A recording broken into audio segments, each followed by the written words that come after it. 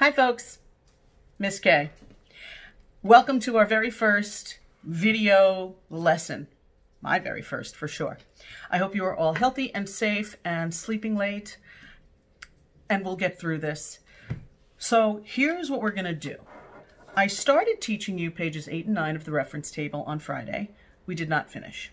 Normally going through pages 8 and 9, which I have set up right here, takes a solid double period. We never got to that point.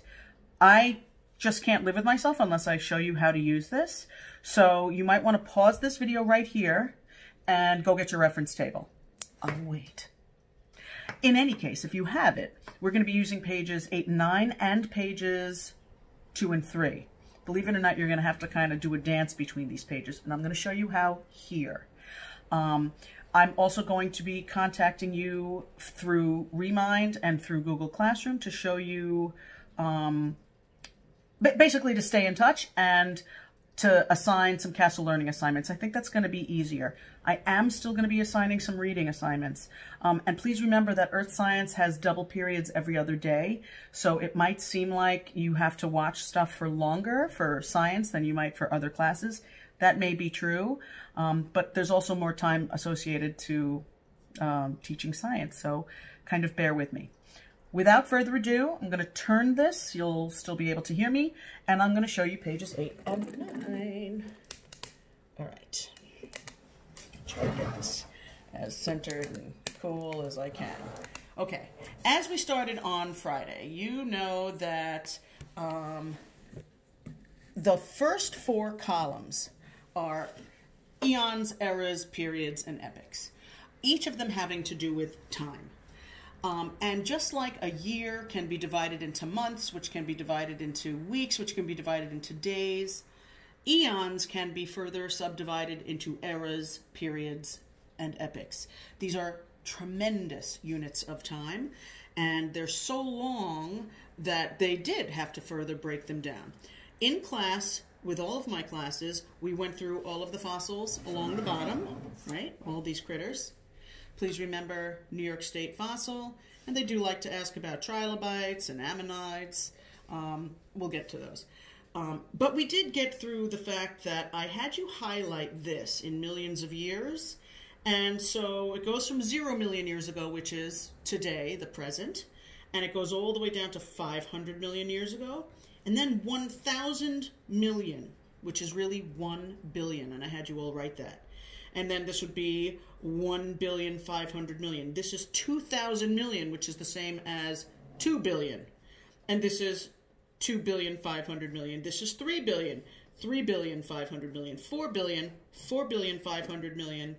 And then the age of the Earth, in fact, the estimated time of the origin of the Earth and the solar system is 4.6 billion years old, or the way they wrote it here, 4,600,000,000.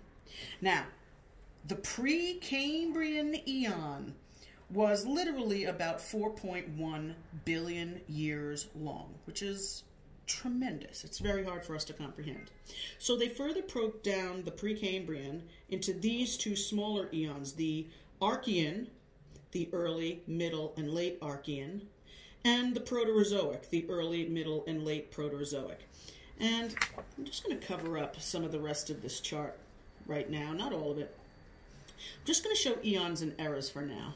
I just want to remind you, as we went over in class, that for 4.1 billion years, the Earth was basically sort of preparing itself for life. It was forming, it was cooling into the first known rocks. Some biological origin started to form. The very first stromatolites, which are very primitive organisms. Then oxygen started being produced by cyanobacteria in the ocean. It took about 500 million years of that for that oceanic oxygen to start entering the atmosphere. And then maybe another 500, 600, 700 million years.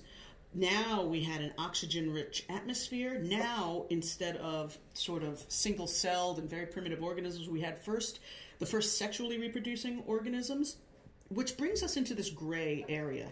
This gray area drops, this black line, don't cross it. We talked about that in class. It drops And it leads you over to some early life forms. But I want to show you how this drops. So I'm going to bring this back.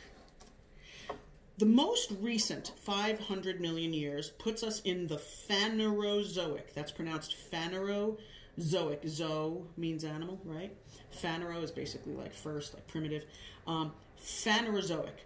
The Phanerozoic eon is the eon where pretty much the rest of this chart has to do with. The first 4.1 billion years was just preparatory Earth, basically. It was just preparing for life. Then we're in the Phanerozoic, but 500 million years is still wicked long. So they broke this down, this eon, into 3 separate eras. And this chart follows the law of superposition. The oldest is on bottom. So the oldest era was the Paleozoic era, followed by the Mesozoic, followed by the Cenozoic. And as I told you in class, paleo means ancient, zo is animal, so these are ancient animals. Meso means middle animals. And Cenozoic, cen means recent animals. Recent animals. Ancient, middle, recent. Okay, I'm going to move this over. This is still 500 million years long. And so the Paleozoic, which was wicked long, was further subdivided into the oldest, which is at the bottom, the Cambrian period, which can be further separated into the early, middle, and late Cambrian, followed by the Ordovician, early, middle, late Ordovician, Silurian, Devonian. These words should mean something to you because we talked about them on pages 2 and 3 of the reference table with landscapes. Here's Permian, and then it ends right here. The Paleozoic ends right here between the Permian and Triassic. Why does it end? Well, there was this major extinction event, the mass extinction of many land and marine organisms, including the trilobites, including our good friends A, B, and C, the trilobites. They ended. Lots of stuff died. And so they kind of marketed that as the end of the Paleozoic era. Lots of stuff is no longer around, and so that began the middle animals. And this is still many millions of years ago. And in class, if you have not done this yet, grab yellow. Over here under epic, I want you to highlight where it says million years ago, these tiny little letters, million years ago, and just go straight down in yellow. Just highlight these little tiny numbers. I told you in class they're going to ask you about the fine print. So highlight these numbers. Okay? Then Mesozoic consisted of the Triassic, Jurassic, and Cretaceous periods. And they were so long that they subdivided it into epochs, the early, middle, and late Triassic, the early, middle, and late Jurassic, early and late Cretaceous. And then the Mesozoic ended. Why? Because of this. Another mass extinction. Mass extinction of dinosaurs, there it is, they died, ammonoids, those spiral-shelled organisms that I showed you in class, and many land plants. That ended the Mesozoic. Which brings us to the Cenozoic, which is still really long, which can be divided into the Paleogene, the Neogene, and the Quaternary periods. And they could be subdivided into the Paleocene, and the Eocene, and the Oligocene, and the Miocene, Pliocene, Pleistocene, and Holocene. You should get familiar with these. And if you're not sure why, just look in the Life on Earth column. This is where they're going to start a lot of the questions. For example, they might say, during what period and epoch did the earliest insects come about? Well, you go down here, you find the earliest insects. What period and epoch?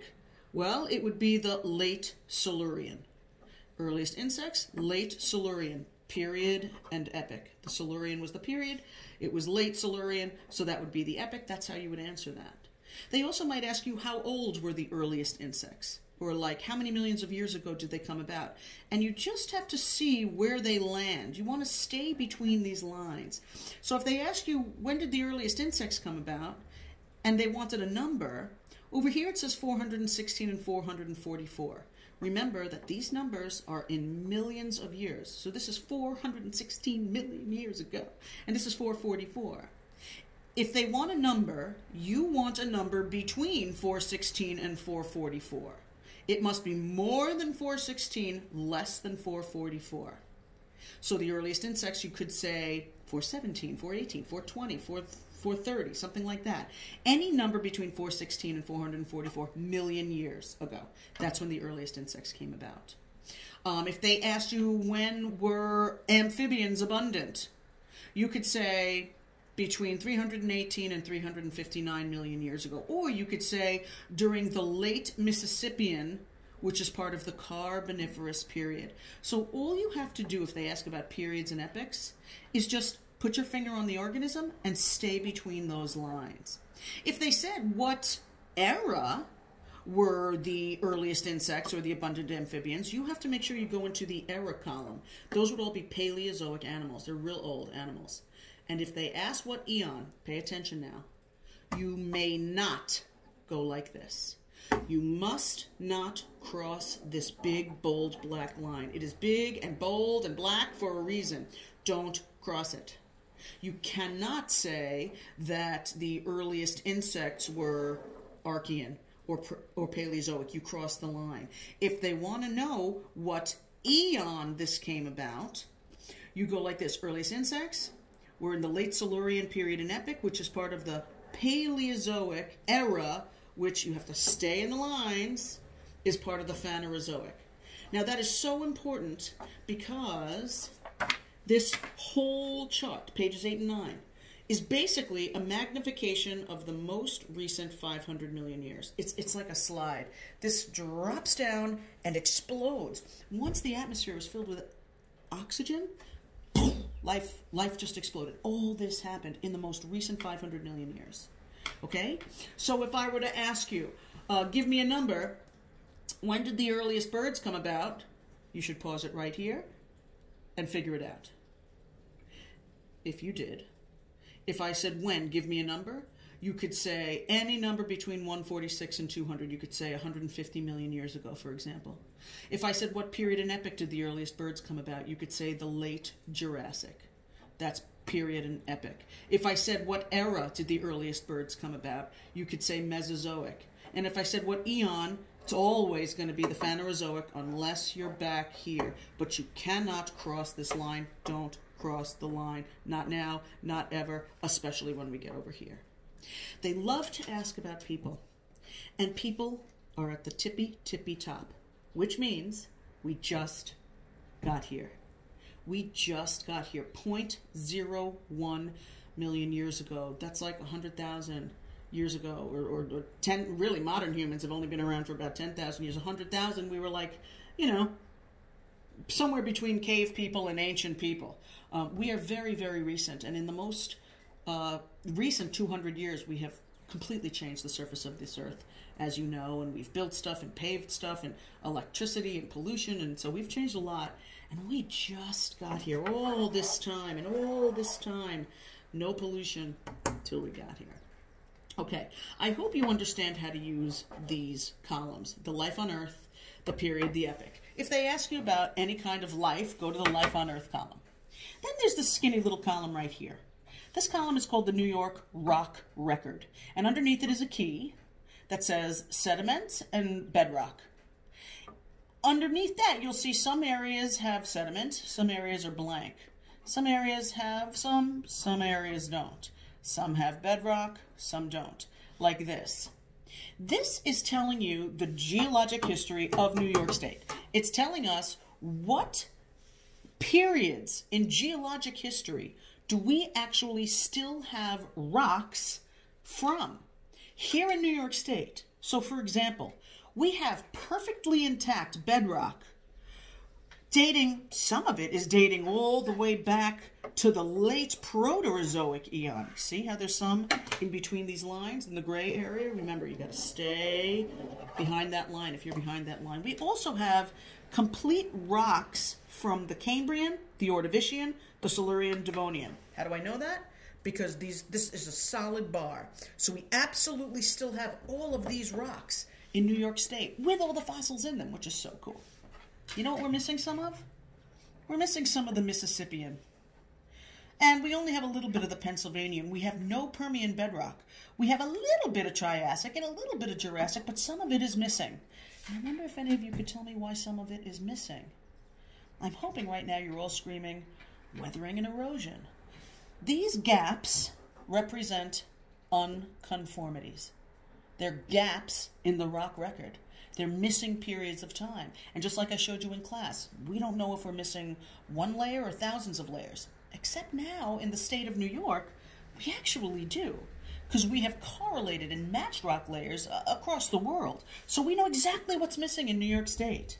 So we are missing a couple of, maybe 100 million years or so, from 200 to 300 million years, about maybe a little bit less, of the Triassic and Permian.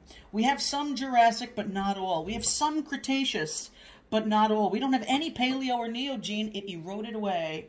But we do have what's there now. So if they ask you, in which layers do we have a complete set of rock records, you just look in the rock record column. That concludes page 8. And we did it in 15 minutes, which is kind of epic. I hope you understand. Okay, if you have any questions, hit me up on Remind. Now I'm going to focus on page 9. This page is fairly simple because there's only 3 columns. And there's no line that you can't cross. However, you have to know how to read these. So, we always start at the top and sides, and we're going to read what it says at the top of this column. It's called the time distribution of fossils. Like, how are these fossils distributed over time? And then it says, including important fossils of New York. Please remember that all of these are not just any fossils. These are index fossils. These are short-lived, but widespread all over the world. All over the world. Lived briefly, but widespread. One layer, every outcrop. Don't say that. Okay. Over here it says, the center of each lettered circle indicates the approximate time of existence of a specific index fossil. For example, fossil A lived at the end of the early Cambrian. Let me show you what I mean. Down here is fossil A, and they're in order of the alphabet. Fossil A, Elliptocephala. Well, if you were to find fossil A in this column, you find the center of that circled letter. Down here, way down here is A. He started it all, Elliptocephala, one of the first complex life forms on Earth. And up here it tells you that it lived at the end of the early Cambrian. Well, how do we know? For any of these letters over here, you find that circle and you stay between the horizontal lines like this. You follow it over.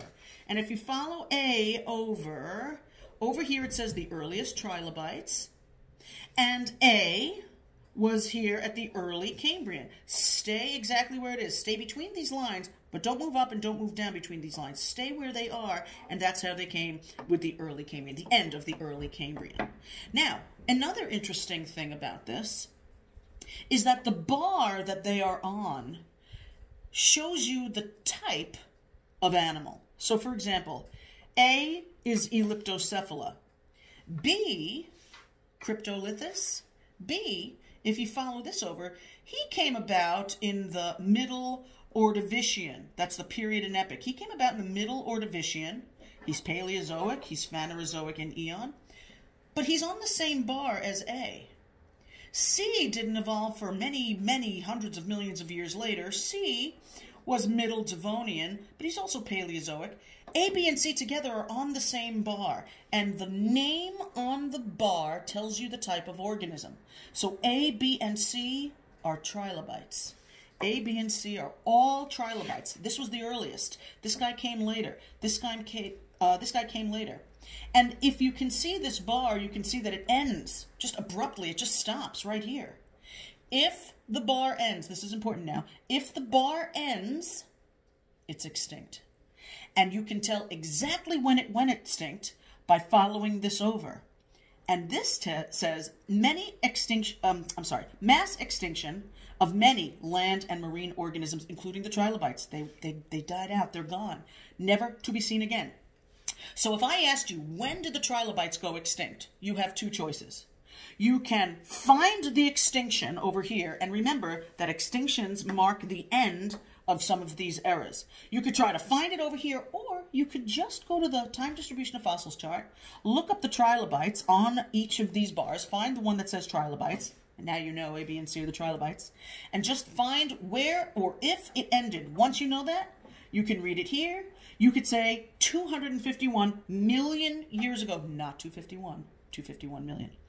251 million years ago, the trilobites went extinct. In contrast, if you see a bar that starts way down here. That means that's where it evolved. But it goes all the way to the top, to 0 million years ago. Well, that means that those animals are still alive today. So if you look at this next column, D, E, and F. D, Valcuroceras. E, Hexameroceras. That's fun. And F, Centroceras. By the way, they like Centroceras when they ask questions. D, E, and F are all nautiloids. Nautiloids. Some of you might have heard of the clothing brand Nautica, or maybe you've been in Freeport on the Nautical Mile. Nautiloids are sea creatures, basically, and they're still alive today. These guys are still alive. But if I asked you, when did Valcuroceras come about? Well, that's letter D. D first came about in the Middle Ordovician. That's part of the Paleozoic. And that is part of the Phanerozoic. Do not cross this line. Don't cross the line, excuse me. Okay? Let's keep going. If I were to tell you to look at J and K. J and K are strange-looking things. This is called Tetragraptis. This is Dicelograptis. J and K are called graptolites. And if I were to ask you, are they still around today? You should be able to tell me yes or no, based on the fact that this bar ends. Are they still around today? I'm hoping you're all saying no. If I said, when did they go extinct? During what period and epoch? You should be able to come over here and say sometime between 299 and 318 million years ago, during the sometime during the Pennsylvanian period. Okay, do we have rocks from when they went extinct? Yeah, we have some, but since this little box does not touch the top and bottom of these lines, we have some, but not all. It's not a complete set of rocks, but we do have some, which is probably how we figured out that these guys went extinct. I want you to look at L. Remember L? I had you highlight, well, I didn't have you highlight him, but I made you look at him in class. Salophysis. This is pronounced Salophysis. He's a dinosaur. And if I asked you, when did he come about? You find his letter. You come over here. You could see it says earliest dinosaur. He came about, well, this says 200 and this says 251, maybe 210, million years ago, during the late Triassic. This is just when he came about. But he was absolutely still around during the Jurassic. And if you wanted to know exactly when dinosaurs went extinct, you find that column. And if it ends, they went extinct. How long ago? 65.5 million years. They love this number. No, 65.5 million years. That's when the dinos went extinct. And not just the dinos. The ammonoids, and lots of land plants. Let's take a look at the ammonoids, shall we? To find an ammonoid, you just have to find their bar. Ammonoids, G. G is an ammonoid. Beautiful spiral-shelled organism. I actually showed you my personal ammonoid that we had in class, my fossil. G came about in the Devonian and died off 65.5 million years ago at the end of the Mesozoic, beginning of the Cenozoic era. I hope you're all getting this. Glance at O. O are mastodonts and beluga whales. If I asked you what kind of animals they are, you could come over to the Life on Earth column, and you could also look over here. Mastodon, beluga, they're mammoths. They're mammoths. They bear milk. And they're very recent. Now, the mammoths might have gone extinct, but belugas are still here. And you could tell because their bar goes all the way to the top. Birds came about, but they're still here. They came all the way to the top. Okay? These guys, the gastropods, the brachiopods, we're over here. Gastropods, W and X. W is Maclorites. X is Platycerus.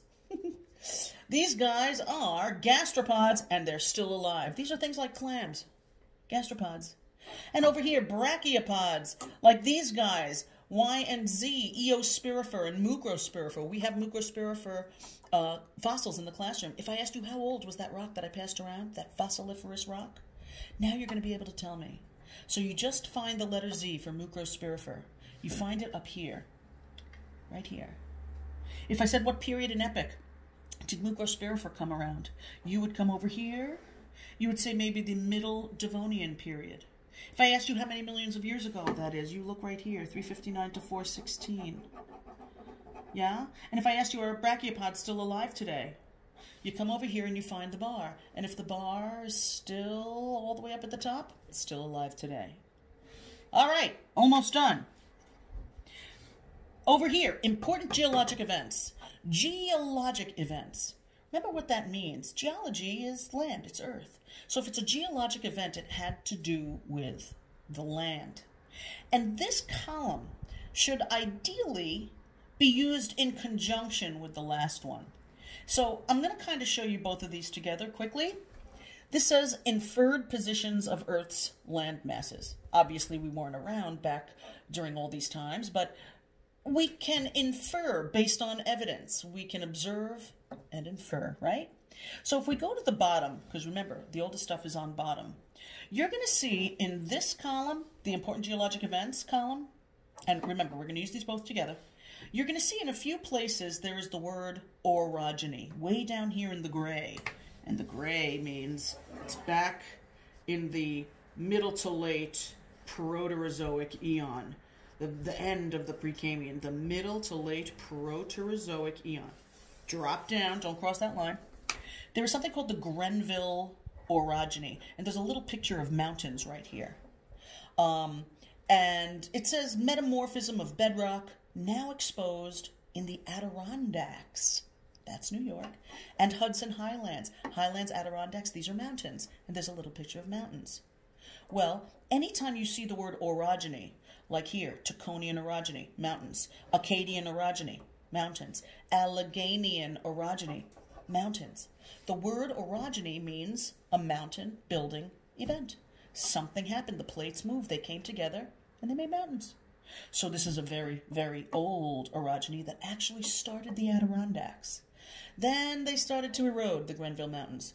Then rifting, which is the same as ridging. That's divergence, divergence. Rifting, an initial opening of the Iapetus Ocean. This is a very, very ancient ocean. This is before Pangaea. Let's keep going. Widespread deposition over most of New York along the edge of the Iapetus. Over here, erosion of tectonic mountains, Queenston Delta forms. Now, you might not know what that is, but don't worry about it. You know what a delta is at the end of a river, and you know what mountains are, and you know what erosion is. So erosion of tectonic mountains. Well, how'd that happen? The Taconian orogeny. The tectonic mountains, that's on your reference table, page 2 and 3. Mountains caused by closing of the western part of the Iapetus. That's convergence, right? And a collision between North America and a volcanic island arc. This brings me to this column. Here is the inferred globe, and at the bottom it tells you how long ago. 458 million years ago. Yep, 458, that's right between here, that's Ordovician. And you'll see that there's a black continent here. In each of these pictures, there's a black continent.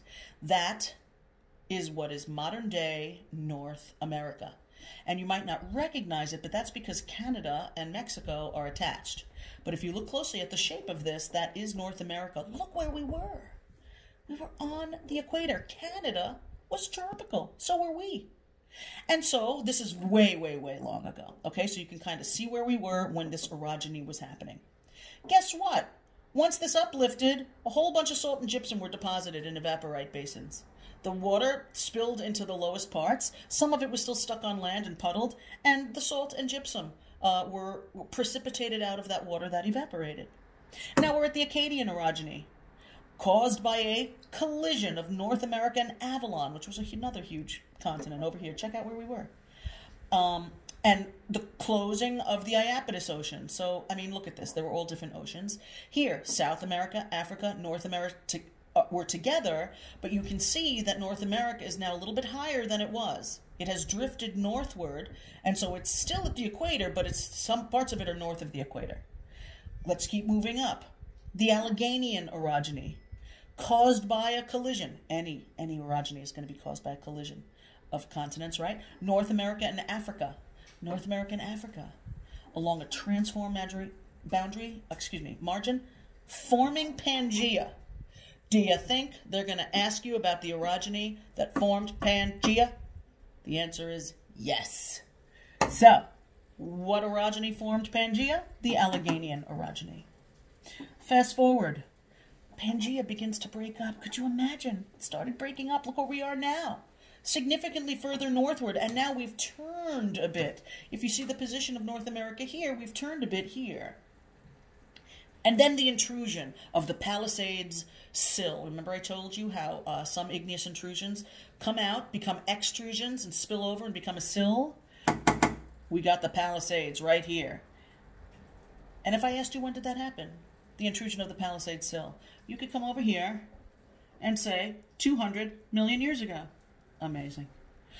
Then, the initial opening of the Atlantic. North America and Africa separated. Could you imagine how amazing it must have been the day that crack formed and started spilling in the ocean, the very young Atlantic Ocean. It wasn't an ocean yet. It just started cracking. This was a pretty amazing time on planet Earth. None of us were there, but it had to have been amazing. North America and Africa separate. They like to ask about this important geologic event, the thing that broke up Pangaea. Kind of a big deal. Jurassic. All right? Continuing on, dome-like uplift of Adirondacks, sands and clays underlying Long Island and Staten Island are deposited on the margin of the Atlantic Ocean. That's just right here. I'm just reading it. Don't worry. They do like to ask about this because this is what put Long Island here. This is underlying Long Island. This is not the formation of Long Island. Long Island did not form 70 or 80 or 100 million years ago. Long Island is only 10,000 years old. So this is misleading. This is the stuff underlying Long Island. Sands and clays underlying Long Island. That's not what we formed. This is when Long Island formed because of the advance and retreat of the last continental ice. And now we have a more modern looking world map. And even this is 59 million years ago. This is the arrows pointing over here to the Cretaceous. But now this is basically the end of this page. I hope this has helped you understand this page, these pages. If you have any questions, please hit me up on Remind. I'm going to show you one last trick that they're going to do. Please hold. Okay, I'm back. One of the things that they like to do, and I'm sorry if I'm kind of sitting in my own light, they are going to ask you to do a little dance between pages 8 and 9 and pages 2 and 3 of the reference table. Here's what I mean. Let's just say they threw at you a given, I don't know, index fossil down here. Let's do something, over here. I'm going to pick this area right here because there's a whole lot of index fossils. C, F, G, I, N, Q, R, V, X, Z. All these guys are in between these two lines. Well, that's a pretty active time in early life forms on Earth. So let's just talk about G. G is our friend Manticoceras. G, if I said what kind of animal he is, I hope you know, you would just look right up here. He's an ammonoid. Just use the bar. Is he still around? Nope, the bar ended. Okay, let's say the question was, Manticoceras was found in New York State bedrock. And in fact he was, because here's the rock that says we have it. During what period and epoch was Manticoceras around? Well, you find Manticoceras, letter G. What period and epoch? Middle Devonian. If I said what era, you stay here, just go up, Paleozoic. What eon, don't cross, come over here. I hope you caught that. Okay, let's ask another question about G, Manticoceras. They might ask you, in what New York State landscape might you find Manticoceras?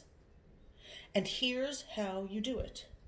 Manticoceras G is Devonian. Devonian.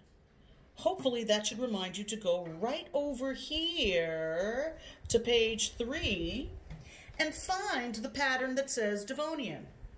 And the Devonian pattern is this little dotted pattern right here. Once you know he's Devonian, all you have to do is find the dotted pattern right up here. But they said, what landscape? If they said what landscape, you find this dotted pattern in the landscape regions of New York chart. And in fact, It's right over here. He's in the Allegheny Plateau. He's in the Catskills. And in fact, not just G. C, F, G, I, N, Q, R, V, X, Z. They're all Devonian. Do you think they're going to ask you about that? I think they are. Look how many critters are Devonian. Here's another way they might ask you. They might say, name a city where N, Stylonurus, by the way, he's a cousin of our friend Eurypterus, the New York State fossil. M and N are Eurypterids. If they said, find a city that Stylonurus, letter N, was found in. Well, N is also Devonian. So you find Devonian. Here's the pattern. Now you don't have to name a landscape. They want a city. You could say Ithaca, Binghamton, Elmira, Jamestown, maybe even Buffalo. You could say he's found in Slide Mountain. You could say anything Devonian. What if they didn't ask you about Devonian, about Stylonurus? What if they asked you about our friend Eurypterid, letter M? Well, M is a Eurypterid. By the way, are they still alive today? I'm hoping you're all shouting no, because the bar ends. Okay, M. He is Silurian. In what city and what landscape might you find a Eurypterid? Well, he's Silurian. So come over here, find the Silurian pattern. The Silurian pattern is right here. It's vertical lines. So all we have to do is find vertical lines. Here they are. If I said what landscape, you would find this area up here. I'm hoping that's showing. Move my camera. Okay. Here is the vertical lines.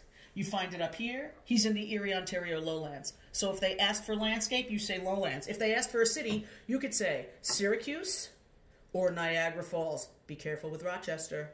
The word Rochester is here, but the dot for Rochester is not Silurian, it's Ordovician. Be careful with that. Okay, pumpkins? I really hope this helped you. I tried my best to do this short. This took about one class period. What I'm going to do now is I'm going to put a Castle Learning assignment up on Google Classroom or whatever. I'm gonna send it to you. Okay? I'm going to give you till Thursday to do this. And it will be a little bit longer than usual. Just take your time. You have 2 days to do it. I hope this video helped. I know I was kind of but I had to. Stay well. Contact me with any questions. Maybe I'll even post my cell phone number, but be nice. Don't prank me, please. Okay? Be able to do the dance between pages 8 and 9 and 2 and 3. If they ask landscape and what period and epic, you just have to go back and forth. But once you do it a couple of times, it'll become real easy. All right? Contact me if you need any help. I really hope this helped you. Talk to you soon.